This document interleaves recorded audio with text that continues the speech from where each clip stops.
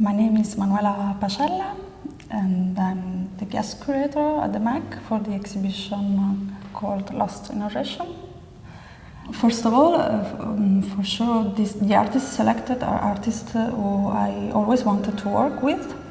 And the title, Lost in Narration, is because it's more for the visitors to allow himself to get really lost in these histories, because they can probably understand something, they can really follow some kind of interesting history, but then for sure, I'm sure they will get lost, and this is, for me, is really important because the artists themselves got lost during this research, because it's normal that when you follow a thread, then other threads can open.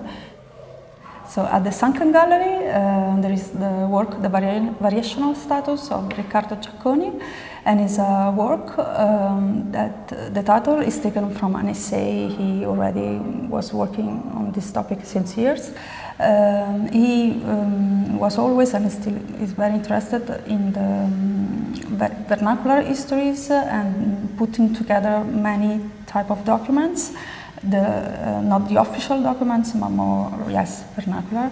And one of these is really the traditional of the puppet show. And in the Tall Gallery, where Invernomuto, this duo of artists that are Simone Bertuzzi and Simone Trabbucchi, in which the project selected that is Negus, is really always, they work on this since 2011 and is kind of concluded in 2016 with a real film. This also came from a really local history from their born town. So in this case, it's linked with history, so with fascism and the presence in Ethiopia of Italian presence. So this is really complicated. It's a story that opened many other stories and bring them from Italy to Ethiopia to Jamaica. And the main kind of character became Lee Perry, so the founder of reggae music. And in the exhibition you will see many elements of Negus, but also elements of previous work that in a way kind of anticipated this research, and something that is coming out now that is already also here is linked with Rastafari movement and with music.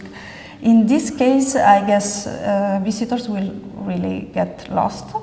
I myself get lost always, and also the artist was really, I followed them a lot in this research. They always were kind of really, it's kind of falling in a kind of black hole and following another thread, always linked with the main one, but really following other narratives.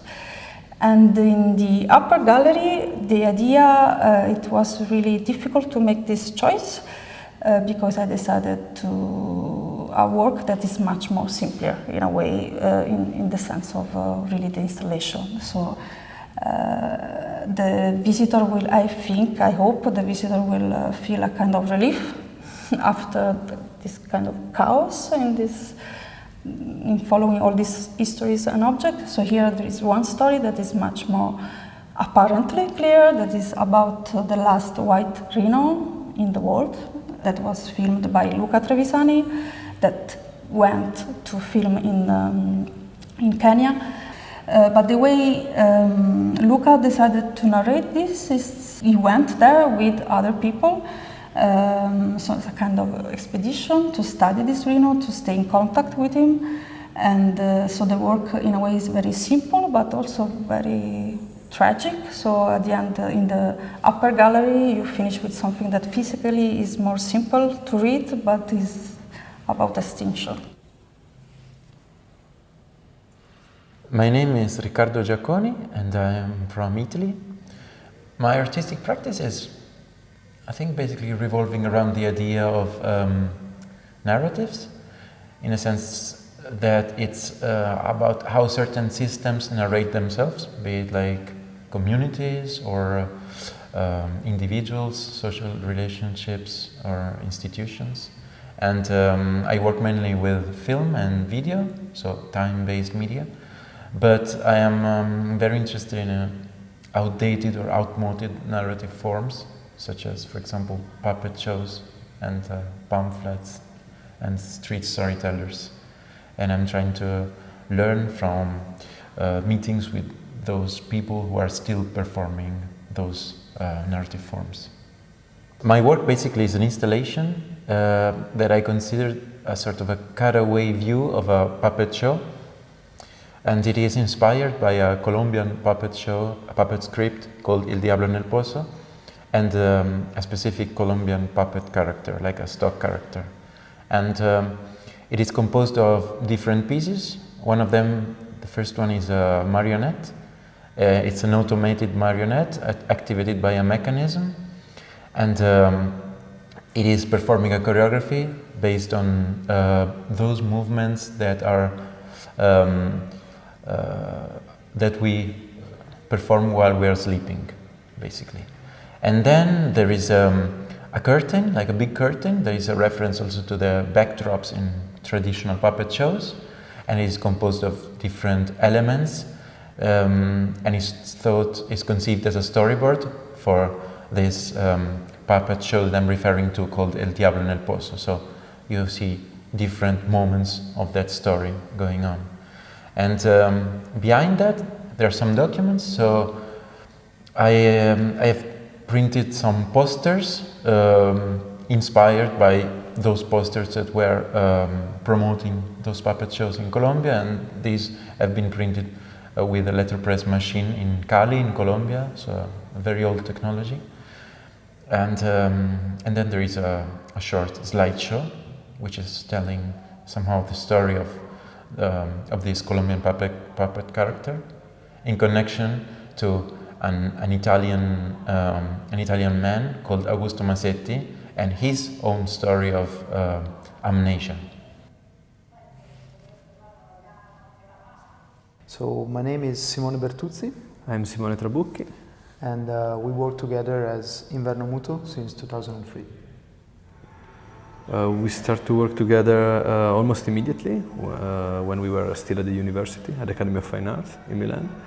And the idea is to kind of remove a little bit the ego and work more about collective voices.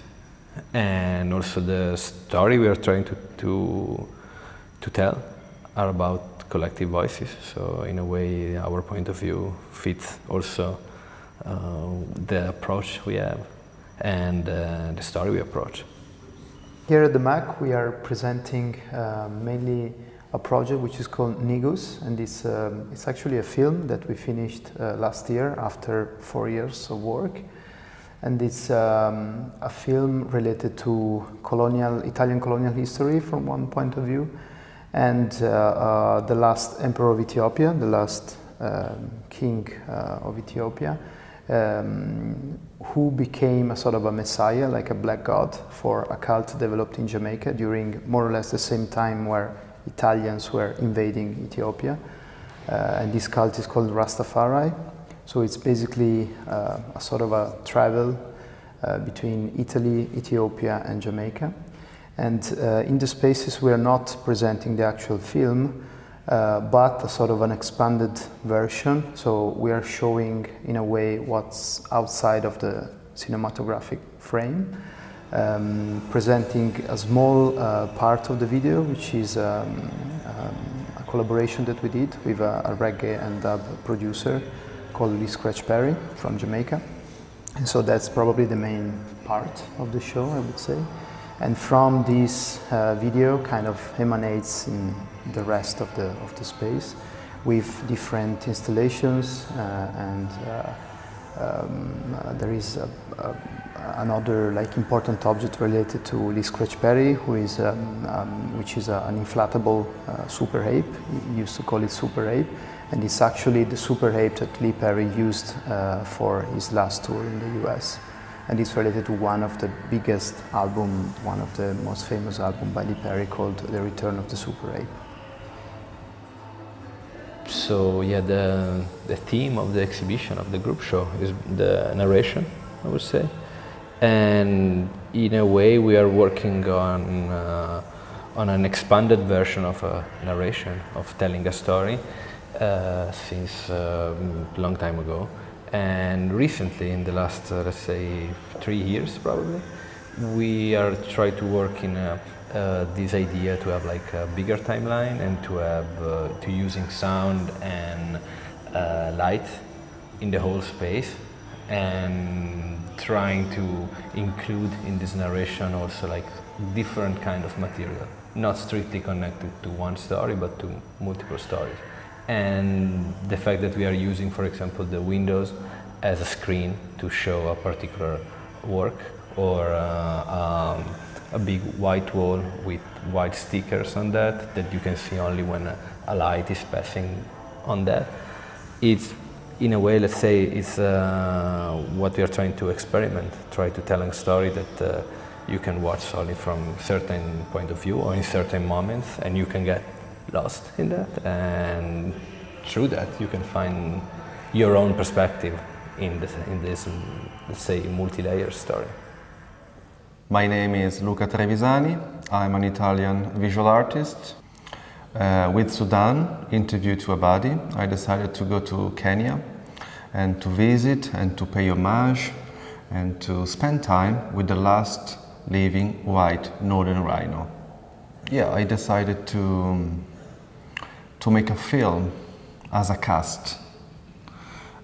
By saying so, I mean that I really wanted to not to design a, how can I say, a documentary or a very sophisticated project full of information, but on the other end, to play with emotion and with the idea of memory. How can visual art deal with another time scale? In the film is maybe the most important aspect of the whole constellation of elements, and it brings Sudan as a living monument in front of the viewer. And also in the film and in the editing, I decided to never show the real body. I'm showing just few elements and details. It's about an encounter, it's about an inquiry, it's about a detective that's trying to understand what he's facing with his eyeballs. And so the idea of giving you just clues and not the whole scenario, it's on purpose. I really hope that people will take with them, after watching this exhibition, the experience of yes, in a way, for me, getting lost is really, as also failing in life, is really important to understand.